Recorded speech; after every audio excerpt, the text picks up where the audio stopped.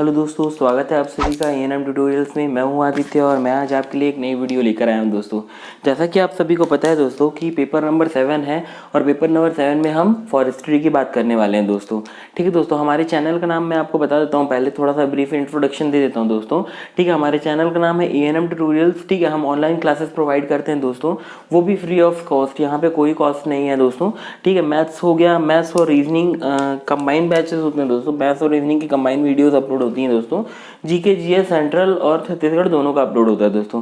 अभी जैसे कि हम तैयारी करा रहे हैं एसीएफ की दोस्तों। एसीएफ में हम सब्जेक्ट्स कवर कर रहे हैं। ठीक है, एक एग्रीकल्चर कवर कर रहे हैं दोस्तों। ठीक है, दूसरा कर रहे हैं फॉरेस्ट्री, तीसरा कर रहे हैं फिजिक्स। ठीक दोस्तों, अभी हमने जो वीडियोस अपलोड करी है वो इन्हीं तीनों सब्जेक्ट की वीडियोस अपलोड करी है दोस्तों। ये जो मैं फॉरेस्ट्री की वीडियो कर रहा हूँ ये वीडियो नंबर 1 है अभी। ठीक है, और टेक्नोलॉजी की भी अभी एडअप होने वाली है दोस्तों। तो मतलब हम धीरे धीरे अपने गोल के प्रति अग्रसर बढ़ते हुए जा रहे हैं। बस आपसे यही दरख्वास्त है दोस्तों कि आप प्लीज़ इस वीडियो को ज़्यादा से ज़्यादा शेयर करिए, क्योंकि यूट्यूब के कुछ नॉर्म्स होते हैं दोस्तों कि 1000 सब्सक्राइबर्स और 4000 आवर्स होने के बाद हम लाइव सेशन भी ले सकते हैं दोस्तों। बिकॉज क्या होता है, ये सब चीज़ें शेड्यूल करनी पड़ती है। तो अगर लाइव सेशन की एक्सेस हमें मिल जाएगी तो हम कभी भी किसी भी समय वीडियो रिकॉर्ड कर आपके लिए अपलोड कर सकते हैं दोस्तों। तो खैर, अब वो सब आपके ऊपर डिपेंड करता है दोस्तों, आप कितना सपोर्ट करते हैं। तो अगर आप अच्छा सपोर्ट करेंगे दोस्तों तो we will provide as better as can. ठीक है दोस्तों, चलिए शुरू करते हैं। फॉरेस्ट्री का मतलब होता है दोस्तों कि हम वानिकी की बात करेंगे दोस्तों। ठीक है, वानिकी। ठीक दोस्तों, ये वानिकी की बात करेंगे दोस्तों। वानिकी मतलब कि पेपर 7 के बारे में हम बात करने वाले हैं।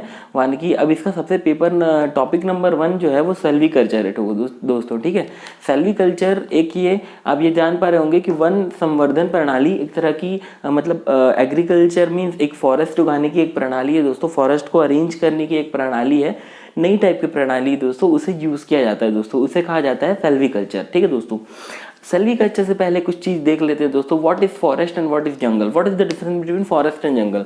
ठीक है दोस्तों, बोलते हैं फॉरेस्ट भी वही है, जंगल भी वही है। जंगल फॉरेस्ट मतलब डिफरेंस क्या है, कभी समझ नहीं आता। ठीक है दोस्तों, इसे एक बार समझने की कोशिश करते हैं कि है क्या ये चीज।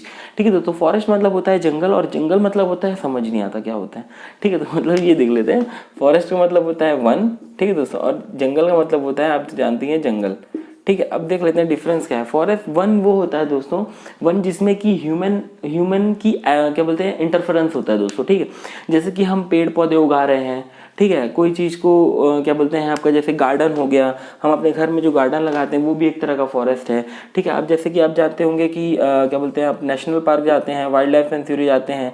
ठीक है, तो वहाँ पे क्या होता है, ह्यूमन क्या बोलते हैं आपका आते हैं, वहाँ पे ट्रेंड जो वाइल्ड लाइफ होते हैं वो भी ट्रेंड होते हैं दोस्तों। जगह की शेर होता है, वो किसी को भी आदि मतलब आपका क्या बोलते हैं वाइल्ड नहीं होते दोस्तों। ठीक है, वो पालतू जानवर की तरह ट्रीट करते हैं। ठीक है, वो जबरदस्ती किसी को हार्म नहीं करते, वो ट्रेंड होते हैं। ठीक है दोस्तों, ठीक, अब जैसे कि वहाँ पे पेड़ पौधे होते हैं, वहाँ के जो इन्वायरमेंट है वो ह्यूमन एफर्ट के द्वारा अरेंज किया गया है दोस्तों। ठीक है, ह्यूमन एफर्ट द्वारा। लेकिन क्या होता है, बहुत जगह पे अभी तो खैर 98% हमारे पूरे वर्ल्ड पे फॉरेस्ट ही है एक तरह से देखा जाए। मोस्टली 2 से 3% ही होता है दोस्तों जो कि आपका जंगल पाया जाता है। जंगल मतलब जहाँ पे ह्यूमन एफर्ट बिल्कुल भी ना हो। ठीक है दोस्तों, ह्यूमन का कोई भी एफर्ट ना हो, कोई भी इंटरेक्शन ना हो। ठीक है, उसे जंगल कहा जाता है। टोटली पूरा, अगर वहाँ पे कोई भी एफर्ट नहीं है, वहाँ पे कोई ह्यूमन नहीं है, तो उसे जंगल कहा जाएगा। जैसे कि पुराने ज़माने में क्या होता था कि जो आपका आदि मानव रहते थे। ठीक है, जो क्या बोलते हैं आपका जो वो रहते थे। ठीक है, आपका जो क्या बोलते हैं एडम्स रहते थे। ठीक है, जो तो वो जो क्या बोलते हैं अर्ली मैन्स रहते थे, वो टाइप के जो जंगल्स होते हैं उन्हें कहा जाता था क्या, उन्हें कहा जाता था आपका जंगल। ठीक है, अब ये फॉरेस्ट, जंगल और फॉरेस्ट में आपको डिफरेंस समझ में आ गया। फॉरेस्ट में हम क्या बोलते हैं जो चीज़ चाहे वो उगा सकते हैं, लेकिन जंगल में क्या होता है, जो नेचुरल चीज़ें उगती हैं वही उगेंगी, वहाँ पे हमारा कोई इंटरेक्शन नहीं होता। नेक्स्ट देखते हैं दोस्तों, क्या देखते हैं, नेक्स्ट देखते हैं कि सेल्वीकल्चर क्या होता है। अब सेल्वीकल्चर के बारे में कुछ समझ लेते हैं दोस्तों। क्या होता है सेल्वीकल्चर, क्यों यूज़ करते हैं हम सेल्वीकल्चर, का उपयोग क्या है हमारे डेली, हमारी उपयोग क्या है। ठीक है, अब सेल्वी का मतलब समझते हैं दोस्तों।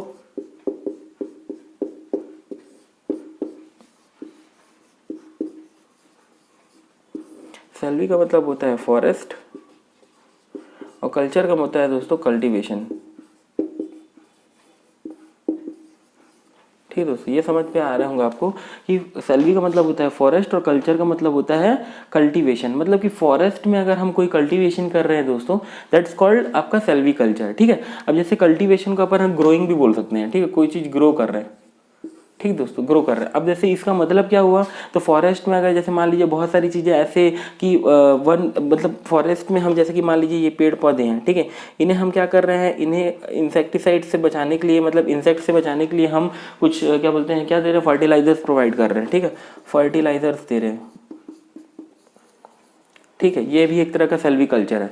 नेक्स्ट क्या कर रहे हैं कि हम क्या बोलते हैं, पेड़ पौधों को अरेंज कर रहे हैं अच्छे तरीके से। जैसे आप कभी वाइल्ड लाइफ गए होंगे तो वहाँ पे गार्डनर होता है, वो गार्डनर पूरे क्या बोलते हैं पेड़ पौधों को अच्छे तरीके से मैनेज करता है। ठीक है, उन्हें सेम साइज में लेकर आता है। ठीक है, अब क्या इसमें और क्या करते हैं, तो इसमें क्राफ्टिंग करते हैं, क्राफ्टिंग,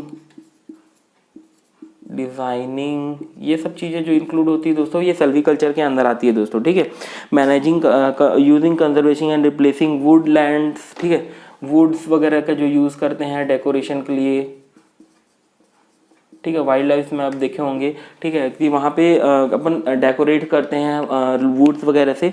तो ये सब जो पार्ट है दोस्तों, ये सब सेल्वी कल्चर का पार्ट है दोस्तों। ठीक है, अब कल्चर मतलब क्या होता है, आप समझ पा रहे होंगे कि ये एक तरह की ग्रो करने की प्रोसेस है, ग्रोइंग प्रोसेस है। ठीक है दोस्तों, तो ये जो प्रायोगिक है, अब सबसे पहले जो इसकी वो खुली गई थी दोस्तों, ये बता देता हूँ मैं आपको, एक मिनट।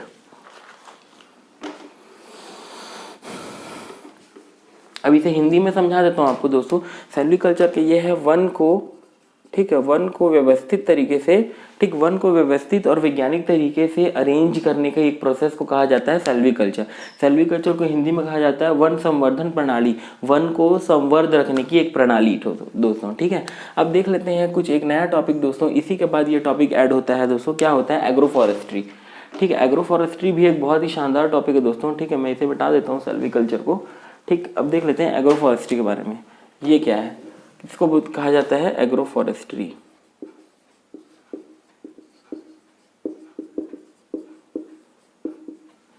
एग्रो फॉरेस्ट्री, अब देख लेते हैं दोस्तों एग्रो फॉरेस्ट्री का मतलब क्या होता है दोस्तों। एग्रो मतलब कि एग्रीकल्चर,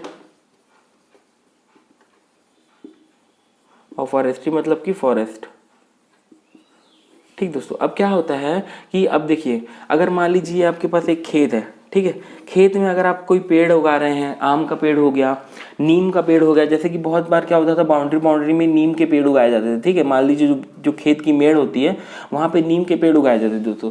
क्या होता था, नीम के पेड़ उगाने से क्या फ़ायदा होता था दोस्तों, जो कि बैक्टीरियाज होते थे वो बिना फर्टिलाइजर डाले क्या होते थे, मर जाते थे। ठीक है, बहुत बार। ठीक है, अब इसके बाद क्या हुआ, बहुत दिनों तक तो ये प्रोसेस चलती रही दोस्तों, लेकिन चलने के बाद क्या हुआ, आने वाले समय पे जो जो सॉइल की फर्टिलिटी थी, सॉइल की फर्टिलिटी मतलब कि सॉइल की ग्रो करने की क्षमता, ठीक है, जितना वो उत्पादक कर पाती है, उत्पादक की क्षमता वो कम होने लगी, डे बाय डे डिक्रीज होने लगी। अब जब फर्टिलिटी डिक्रीज होने लगी तो क्या हुआ, किसानों ने सोचा कि अब ये तो एग्रो फॉरेस्ट्री करना एक तरह से हमारे लिए क्या बोलते हैं, मतलब कि एक तरह से हमको बहुत ज़्यादा हार्म कर रहा है, हमारी एग्रीकल्चर को हार्म कर रहा है, तो ये एक तरह से हमारे लिए डीमेरिट है। ठीक दोस्तों, लेकिन बहुत जगह पे ये एक तरह से फ़ायदेमंद भी प्रूव हुआ है। स्टार्टिंग में ये बहुत ही फ़ायदेमंद था एग्रो फॉरेस्ट्री, लेकिन डे बाय डे क्या हुआ, इसको क्या बोलते हैं आपका एक तरह से उनके लिए प्रॉब्लम का कारण बनने लगा दोस्तों। ठीक है, तो फिर धीरे धीरे क्या किया लोगों ने, एग्रो फॉरेस्ट्री बंद कर दी दोस्तों। ठीक है, लेकिन अब इसके कुछ इंपॉर्टेंस देख लेते हैं दोस्तों। इंपॉर्टेंस क्या है ऑफ एग्रो फॉरेस्ट्री,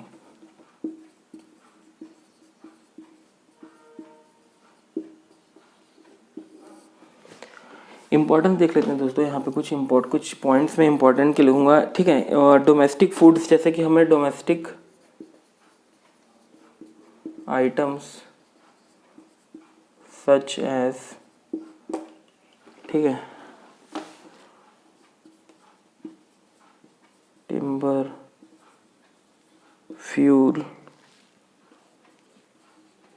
फोल्डर्स, ये सब दोस्तों।